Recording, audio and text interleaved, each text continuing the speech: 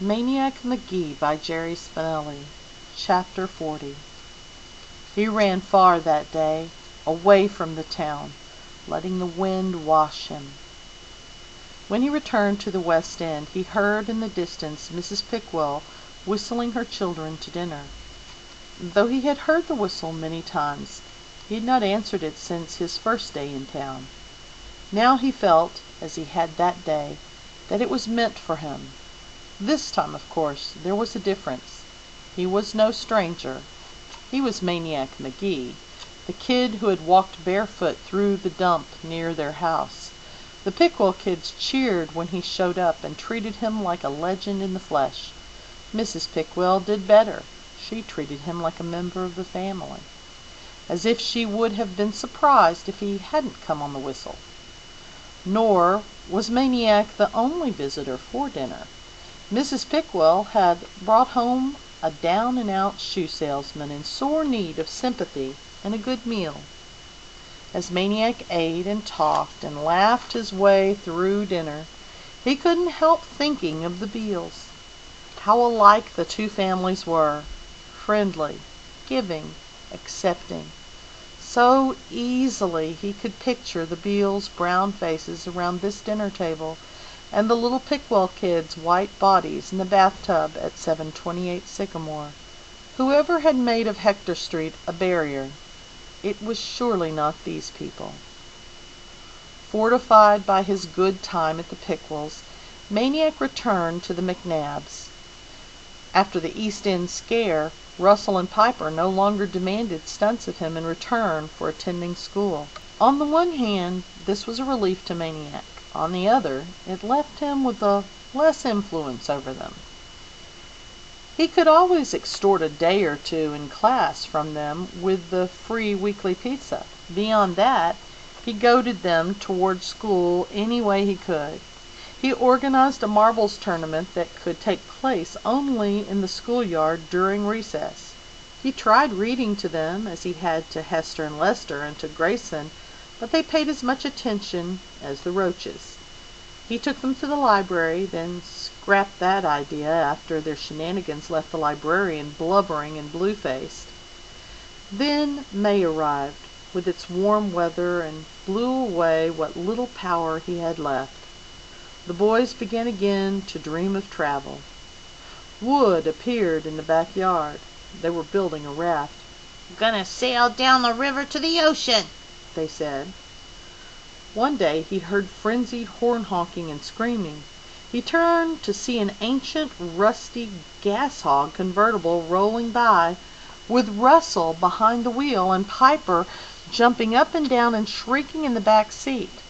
By the time Maniac caught up, they were gone, and the car was shuddering against a telephone pole. Another time he had to run them down and haul them back to Dorsey's grocery, where he made them empty their bulging pockets of the 50 bubble gums they had stolen. It was a maddening, chaotic time for Maniac. Running in the mornings and reading in the afternoons gave him just enough stability to endure the zany nights at the McNabbs. When he asked himself why he didn't just drop them, the answer was never clear. It wasn't so much that he wanted to stay as that he couldn't go. In some vague way, to abandon the McNabb boys would be to abandon something in himself. He couldn't shake the suspicion that deep inside Russell and Piper McNabb, in the prayer-dark seed of their kidhoods, they were identical to Hester and Lester Beale. But they were spoiling, rotting from the outside in, like a pair of peaches in the sun. Soon, unless somebody did something, the rot would reach the pit. And yet he held back. Oh, he prodded and persuaded, inspired and bribed the boys to do right, but he never forced them, never commanded, never shouted, because to do so would be parental, and he was not yet ready for that. How could he act as a father to these boys when he himself ached to be somebody's son? But then one day the boys went too far. He found them playing with the old glove Grayson had given him for Christmas. As if that weren't bad enough, they were using it as a football, punting it back and forth. Maniac exploded. He popped off for a good 10 minutes, got it all out. This was the last straw, he told them. From now on, it was going to be different. No more Mr. Nice Guy. When I say jump, you say how high. Got it? They got it. For the first time in their lives, the boys were speechless. Speechless as they did their homework that night. Speechless as they went to bed at 9 o'clock.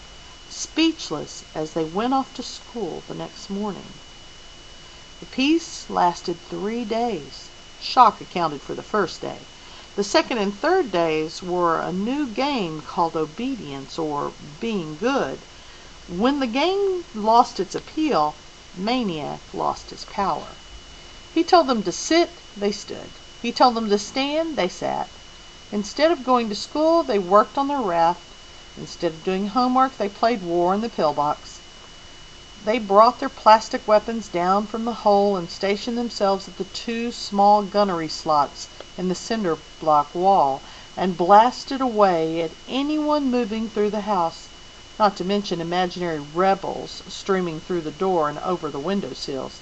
"Stop!" Maniac finally yelled, and snatched the 2 red gun barrels protruding from the slots. In a moment, 2 more barrels appeared. "Stop!" he commanded. Ain't shooting you, Russell whined. we're shooting them rebels. Bam, bam, bam, pow, got one, pow, bam, got another, bam, bam. I said stop! Maniac grabbed the guns, threw them on the floor, and stomped on them. He didn't stop until they were plastic splinters. The only sound was the one of the turtle scratching somewhere in the room. The gunnery slots framed the boys' dumbstruck faces. Russell was the first to speak. Get out of my house! Yeah, sneered Piper. Out of here! Maniac went upstairs, got his satchel, and was gone. That night and the next night he slept in the park.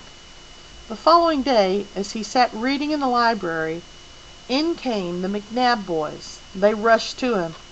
Hey, Maniac, blurted Piper. we've been looking all over for you. You gotta come to my birthday party. I'm having a party tomorrow. What do you say, huh? You coming, huh? Maniac couldn't believe it.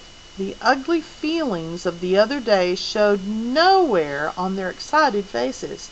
Come on, Maniac, you gotta. And just like that, as he stared at them, the idea came. An idea as zany as they were. The words seemed to lift right off their faces, like sunburnt skin peeling. "Well, okay," he said, "on one condition. What's that?" "If I can bring somebody with me." "Sure, bring everybody. We're gonna party." The librarian edged closer to the phone.